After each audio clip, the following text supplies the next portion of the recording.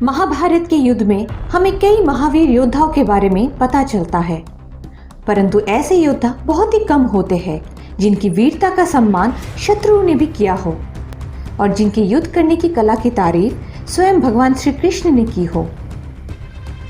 ये कहानी है एक ऐसे ही वीर की। ये कहानी है दानवीर कर्ण की। महाभारत के युद्ध की तैयारियां पूरी हो चुकी थी। कुरुक्षेत्र की रणभूमि में दोनों सेनाएं आमने सामने खड़ी थी। कुरुक्षेत्र की युद्ध भूमि के लिए कहा जाता है कि इंद्र ने राजा कुरु से यह कहा था कि इस धरती पर लड़ते लड़ते जो भी योद्धा अपना प्राण देगा वो स्वर्ग जाएगा। जहां एक और कौरव और पांडव पूरी तरह से युद्ध के लिए तैयार थे, वही कर्ण युद्ध के मैदान में दिखाई नहीं दे रहे थे। क्या वो इस युद्ध का हिस्सा नहीं बने? इस बात की सच्चाई ये है कि कौरवों के सेनापति अर्थात पितामह भीष्म ने दुर्योधन से ये कहा था कि जब तक वो कौरवों के सेनापति है, कर्ण उनकी सेना का हिस्सा नहीं बन सकते। इस बात पर दुर्योधन ने भीष्म को मनाने की बहुत कोशिश की, परंतु वे नहीं माने। पितामह भीष्म ये जानते थे कि कर्ण कोई साधारण व्यक्ति नहीं है, अपितु माता कुंती के ज्येष्ठ पुत्र है। और दूसरी बात, कर्ण ये युद्ध केवल एक ही वजह से लड़ रहे हैं, और वो ये है कि वो अर्जुन को दिखाना चाहते थे कि वो अर्जुन से ज्यादा शक्तिशाली है। शक्तिशाली तो कर्ण थे ही, साथ ही वो बहुत बड़े दानवीर भी थे। ऐसा कहा जाता है कि सुबह के समय सूर्य पूजा करने के बाद उनसे कोई भी अगर कुछ भी मांगता था तो वे मना नहीं करते थे। इंद्रदेव ये बात अच्छी तरह से जानते थे और योजना बना रहे थे, क्योंकि उन्हें पता था कि अगर कर्ण का ये कवच और कुंडल उसके पास रहेगा तो उसे अर्जुन क्या पूरे पांडव सेना नहीं हरा सकती।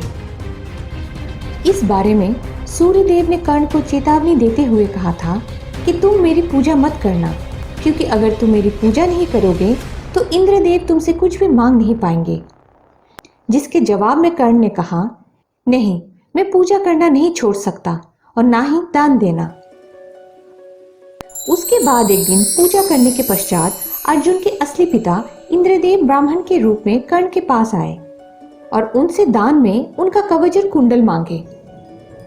कर्ण ने बिना कुछ सोचे समझे उनका कवच और कुंडल, जो उनके शरीर का ही एक हिस्सा था, अपने शरीर से निकालकर इंद्र को दे दिए। इस वजह से उनके शरीर में बहुत खून बहने लगा, जिसे देखकर इंद्रदेव को इस बात का एहसास हुआ कि कर्ण कितने बड़े दानवीर हैं। तब उन्होंने कर्ण को एक अस्त्र देकर कहा कि इस अस्त्र से तुम जिस पर भी वार करोगे उसकी मृत्यु निश्चित है, परंतु इस अस्त्र का प्रयोग केवल एक ही बार किया जा सकता है। जब 10वें दिन पितामह भीष्म घायल हुए तो 11वें दिन गुरु द्रोणाचार्य की सेनापति बनने के बाद कर्ण कौरवों की सेना का हिस्सा बने। कर्ण काल की तरह पांडवों की सेना पर टूट पड़े। जहां कहीं भी कर्ण का रथ जाता, वो सैनिकों की लाशों का ढेर लगा जाता। कर्ण जिस तरह से पांडवों की सेनाओं को खत्म कर रहे थे, उसे देखकर ये लग रहा था कि ये युद्ध अतिशीघ्र खत्म होने वाली है। युद्ध में कर्ण ने कौरवों के बाकी योद्धाओं के साथ निहत्थे अभिमन्यु पर प्रहार करके युद्ध के नियमों का उल्लंघन किया था। निहत्थे योद्धा पर वार कर्ण जैसे शूरवीर को शोभा नहीं देता। युद्ध के 14वें दिन घटोत्कच कौरवों की सेना पर भारी पड़े। कौरवों का कोई भी योद्धा घटोत्कच के सामने टिक नहीं पा रहा था। अपनी सेना की ऐसी हालत देखते हुए दुर्योधन ने कर्ण से कहा कि कैसे भी तुम्हें घटोत्कच को हराना पड़ेगा। उसके पश्चात कर्ण ने इंद्रदेव का दिया हुआ अस्त्र घटोत्कच पे चला दिया और घटोत्कच को मार गिराया।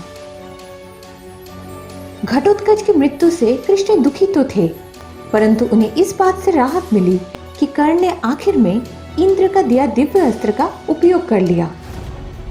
इसी वजह से श्री कृष्ण अर्जुन को कर्ण के सामने आने नहीं दे रहे थे, क्योंकि उन्हें इस बात का ज्ञात था कि उस दिव्य अस्त्र को कर्ण ने अर्जुन के लिए बचाकर रखा हुआ था। कर्ण ने युद्ध शुरू होने से पूर्व ही माता कुंती को यह वचन दिया था कि वो अर्जुन के अलावा किसी और पांडव को नहीं मारेंगे। उन्होंने माता कुंती को ये आश्वासन देते हुए कहा कि अगर अर्जुन मारा गया तो भी आपके 5 पुत्र रहेंगे और अगर मैं मारा गया तो भी आपके 5 पुत्र रहेंगे। किसी भी स्थिति में आप सदैव 5 पुत्रों की माता कहलाएंगे।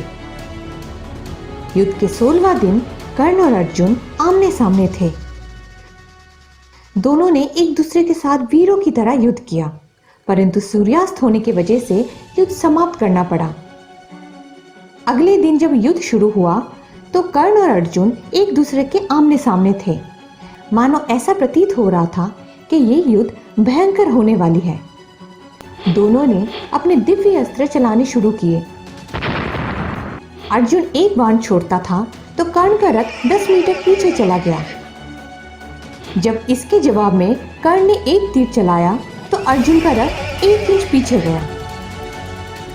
इस पर कृष्ण ने कर्ण की बहुत तारीफ की, जिन्हें सुनकर अर्जुन ने कहा, मेरे तीर से कर्ण का रथ इतना पीछे चला गया, तब आपने मेरी तारीफ नहीं की, परंतु हमारा रथ हल्का सा ही हिला और आपने कर्ण की तारीफ की। ऐसा क्यों मधुसूदन? तब श्री कृष्ण ने जवाब दिया कि कर्ण के रथ पर मनुष्य है, लेकिन हे अर्जुन, तुम्हारे रथ पर मैं हूँ, और साथ ही महाबली हनुमान भी अपने सूक्ष्म रूप में तुम्हारे रथ के ध्वज में है, और हमारे रहते इस रथ को हिला देना अपने आप में ही एक बहुत बड़ी बात है।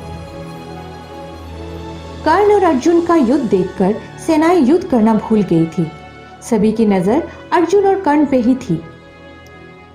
जब कर्ण तीर पे तीर छोड़ रहे थे, तभी एक अश्वसेन नाम का एक नाग उनके तरकश में आ गया और कर्ण से प्रार्थना करने लगा कि मुझे धनुष पे चढ़ाकर अर्जुन की तरफ छोड़िए। मैं उससे अपने अपनों की मृत्यु का बदला लेना चाहता हूँ।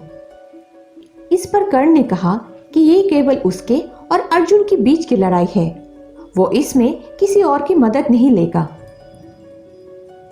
अपना बदला पूरा करने के लिए अश्वसेन उस तीर पर चुपके से बैठ गए जिसको कर्ण चलाने वाला था, और उसका ज्ञात कर्ण को तीर छोड़ने के बाद हुआ। तब कर्ण ने जोर से चिल्लाकर अर्जुन से कहा, अर्जुन बचो उस तीर से, उसमें अश्वसेन नाग बैठा हुआ है।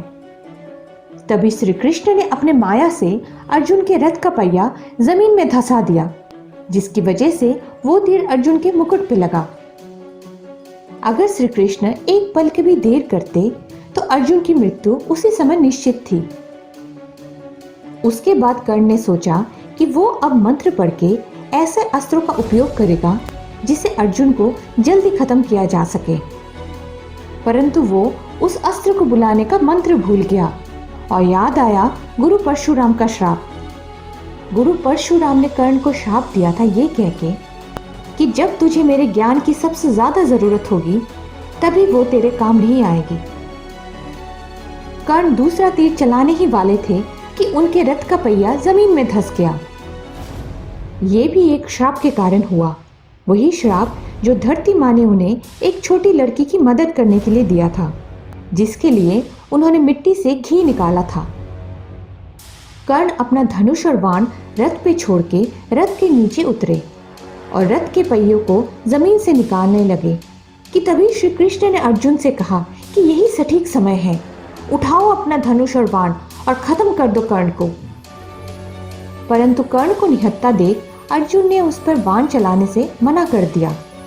तब श्री कृष्ण ने अर्जुन से कहा, जब कौरवों ने तुम्हारे निहत्थे पुत्र अभिमन्यु को मारा था तब कहा गए थे तुम्हारे युद्ध के नियम, और अगर तुमने अभी कर्ण को नहीं मारा तो कभी नहीं मार पाओगे और ये धर्म युद्ध कभी नहीं जीत पाओगे।